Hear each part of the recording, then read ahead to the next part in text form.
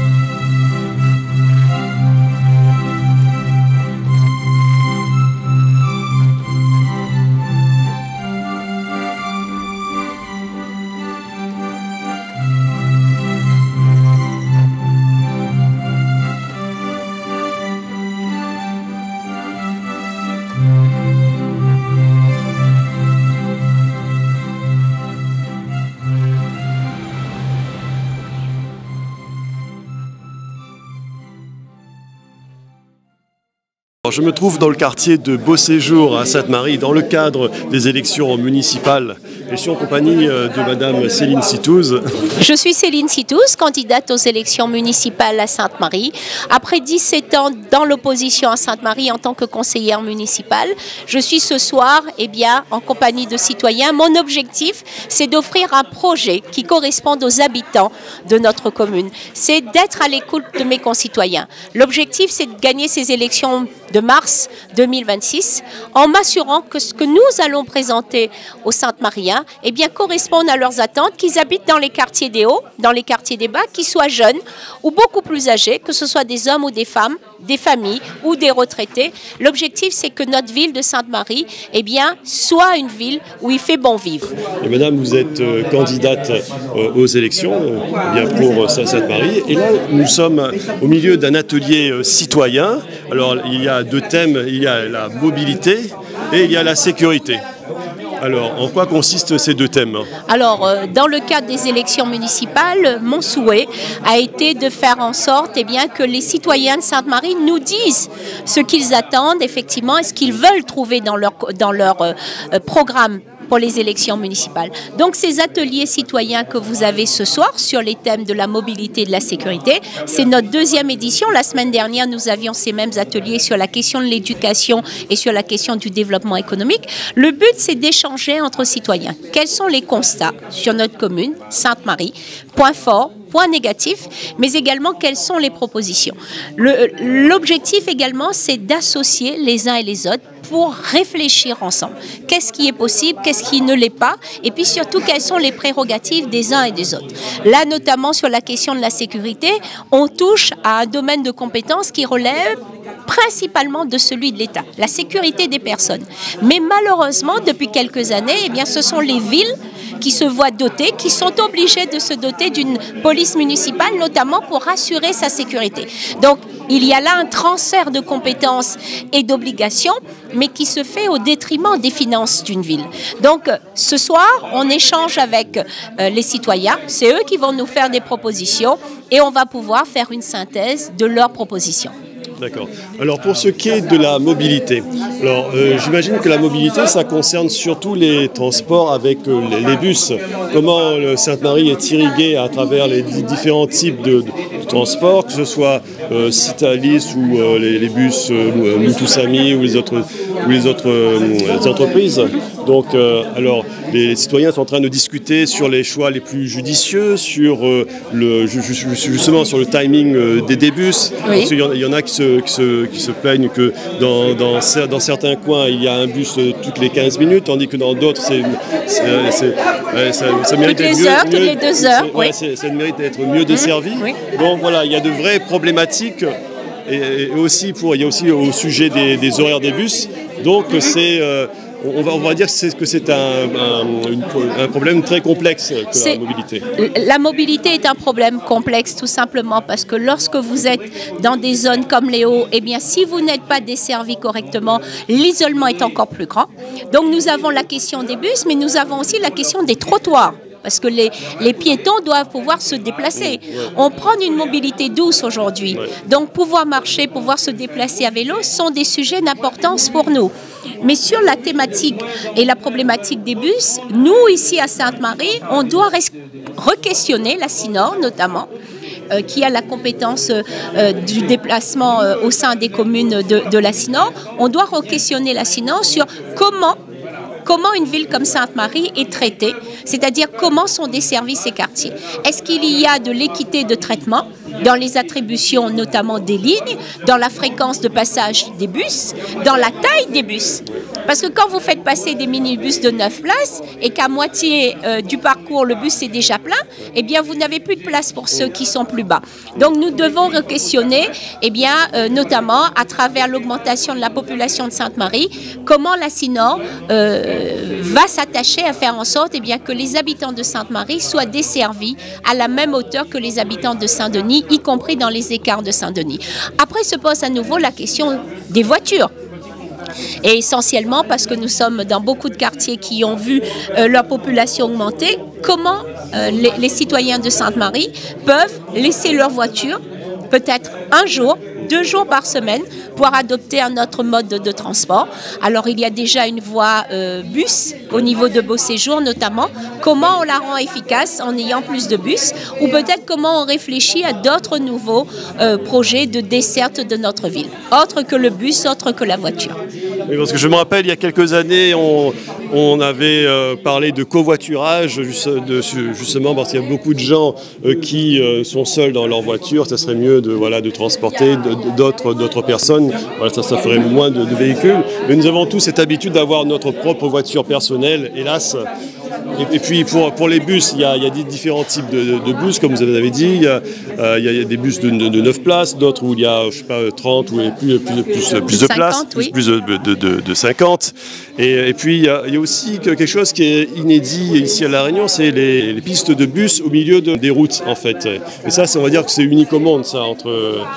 Alors, oui, on va dire. C'est essentiellement, mais c'est important parce que les habitants de Sainte-Marie, pour beaucoup, travaillent à Saint-Denis. Donc, il est important qu'ils puissent à la fois utiliser le TCSP de Saint-Denis et celui de Sainte-Marie. Mais ce que vous posez aussi comme problème, c'est la question des parkings relais.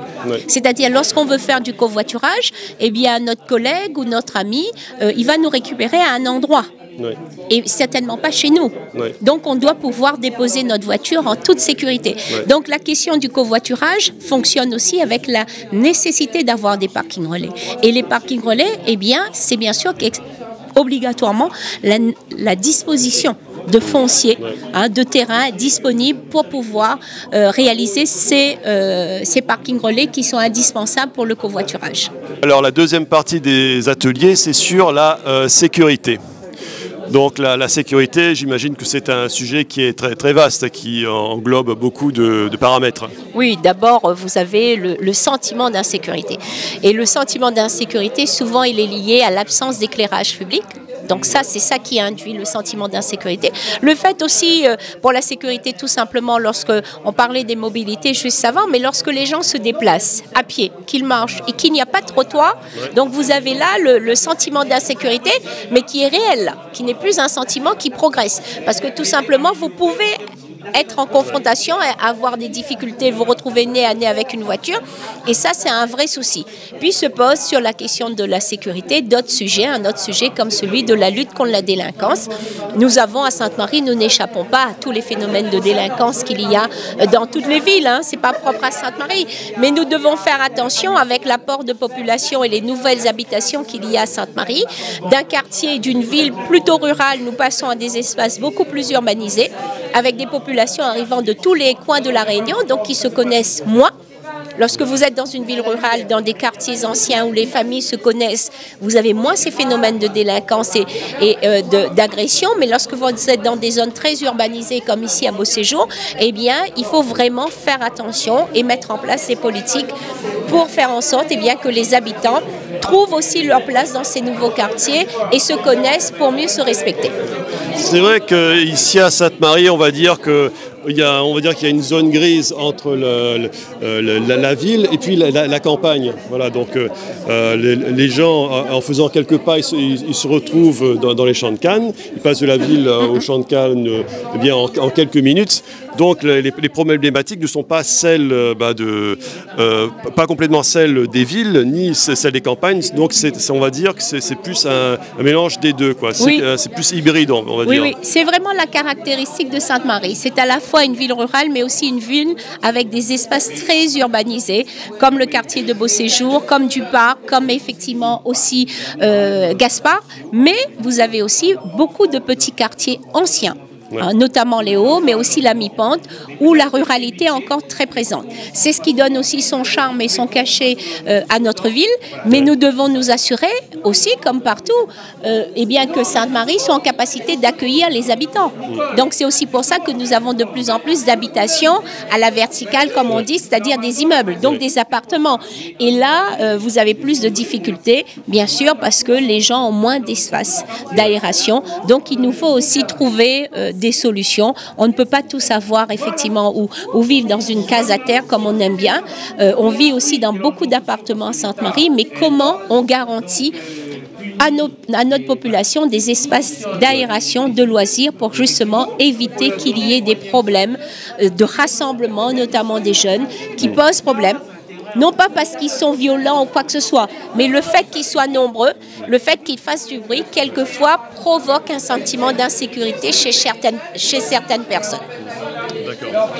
Et puis le soir, on remarque surtout que c'est vrai que quand il y a une absence d'éclairage, les gens n'ont plus envie de sortir, ils n'ont plus envie d'aller à leurs occupations nocturnes. Et donc c'est vrai que quand il n'y a pas d'espace qui soit éclairé, ça peut être intimidant et ça peut décourager les gens à avoir une vie le soir. Donc c'est vrai que la sécurité est liée aussi à l'éclairage le soir, quoi. C'est une problématique. Oui, c'est une vraie problématique sur le territoire de Sainte-Marie, l'éclairage public. Je pense que c'est une thématique dont il faut s'emparer fortement. Pourquoi ? Parce que ne serait-ce qu'en hiver, où à 18h30, il fait nuit noire, 18h30, vous n'avez pas encore mangé, vous avez encore des choses à faire. Peut-être que vous avez envie de faire une petite balade, mais sans prendre votre voiture juste dans le quartier. Mais parce qu'il fait noir partout, vous ne sortirez pas de chez vous. Alors que toute votre journée, vous avez travaillé et que vous avez besoin de prendre un peu l'air. Donc, c'est le genre de choses qu'on ne peut pas faire à Sainte-Marie à cause du manque d'éclairage. Et là, c'est dommage parce que souvent, vous avez les luminaires qui sont là, les lampadaires, mais nous n'avons pas d'éclairage. Donc, il faut vraiment s'attacher à faire en sorte que cette obscurité-là, on puisse tirer un trait là-dessus et offrir un éclairage qui soit adapté. LED, qui soit solaire, parce qu'il faut aussi faire attention à la facture ensuite, à la consommation d'électricité, mais ça n'est pas parce qu'on doit faire des économies qu'on doit rogner sur la sécurité des habitants. Je suis ici à la Convenance à Sainte-Marie et je suis en compagnie de Madame Céline Citouze pour les municipales. Alors là, on a fait un rendez-vous citoyen, comme la dernière fois, autour de tables, avec des sujets comme l'environnement et la vie associative. Alors, quel est le cœur de ces sujets? Parce que l'environnement, c'est très vaste, la vie associative aussi. Alors, quelles ont été les problématiques qui sont sorties de ces réunions? Alors, d'abord, effectivement, sur la question de l'environnement, vous avez deux grandes problématiques. D'abord, la question de la propreté des quartiers, des rues, des différents endroits que nous fréquentons. Mais il y a aussi la question de l'embellissement qui va avec la propreté. Et puis de l'autre côté, vous avez la question de la protection de l'environnement. Sainte-Marie est riche de différents endroits, que ce soit dans les hauts ou dans les bas. Donc sur notre littoral ou au cœur de nos montagnes. Et il s'agit pour nous de protéger notre biodiversité, qu'elle soit faune ou flore. Il y a énormément de variétés d'espèces au sein de nos différentes forêts, notamment la forêt de Piton-Fougères. Et il est essentiel de travailler à ce que cette nature-là soit préservée. Donc vous avez dans la question de l'environnement autant la propreté du quotidien des quartiers que de la protection de l'environnement. Mais vous avez également, à travers le thème de la vie associative, tout ce qui relève de ce qui est de la politique sportive, culturelle également. Mais vous avez également la question de la jeunesse, mais aussi la question du social. Donc, il y a tout ce qu'il y a sur la politique associative, tout ce qui crée du lien au sein des villes, au sein des quartiers, pour faire en sorte que les familles vivent beaucoup mieux. Alors pour ce qui est de la vie associative, quid des loisirs justement? Parce que est-ce que Sainte-Marie offre suffisamment de loisirs à ses concitoyens? Malheureusement non. Le triste constat que beaucoup de Sainte-Mariens font, c'est qu'à Sainte-Marie, il n'y a rien à faire. Il n'y a pas de loisirs, c'est une ville qui est morte. Donc beaucoup se rabattent sur les autres villes environnantes, qu'elles soient vers l'est ou vers l'ouest, à Saint-Denis. Donc les familles ne s'attendent plus à avoir des activités, que ce soit pour leurs enfants, pour leurs seniors ou pour elles-mêmes, alors qu'il y a matière à faire sur notre territoire. Vous avez énormément de lieux qui pourraient être investis pour offrir une politique de loisirs qui soit à moindre coût, à la fois pour la ville, qui l'organiserait, mais aussi pour les associations. Très bien. Madame Citouze, je vous remercie. Merci beaucoup pour votre attention. Voilà. Beaucoup de sujets ont été entrepris autour de ces rendez-vous citoyens à Sainte-Marie, sous l'égide de Madame Céline Citouze. Et moi, je vous souhaite une bonne journée et je vous donne rendez-vous pour un prochain numéro de Sous la Varangue. À très bientôt dans Sous la Varangue.